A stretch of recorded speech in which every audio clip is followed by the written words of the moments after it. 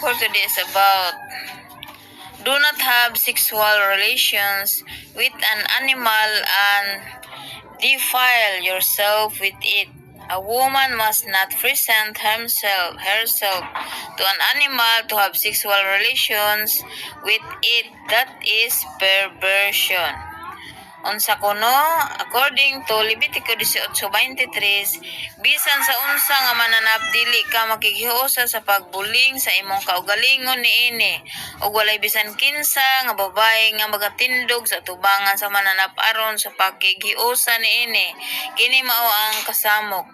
So mga kahigalaan, brothers and sisters, ginadili kanato ang hilawas sa usa ka mananap. Kung ikaw babaye, ginadili pakighilawas sa mananap nga lalaki. Ug ikaw lalaki, ginadili ang pakighilawas sa mananap nga babaye. Thank you. For today is about do not lie with a man as one lies with a woman. That is detestable. Sa kuno, dili ka maghigda tipon sa lalaki sama sa paghigda tipon sa babae kinigdumtan sa Dios. So mga kahigalaan, ginadili kanato dulumtanan kini kung makighiusa kita or hilawas sa usa ka lalaki versus lalaki o babaye versus babaye.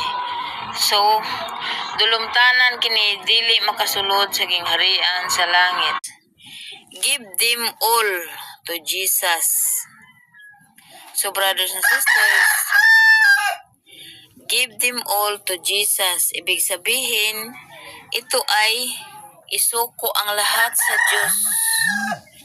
Brothers and sisters, ang lahat ng ating mga plano sa ating buhay, ang ating negosyo, or wala tayong makain, dahil ang mga ibon nga pinakain ng Diyos.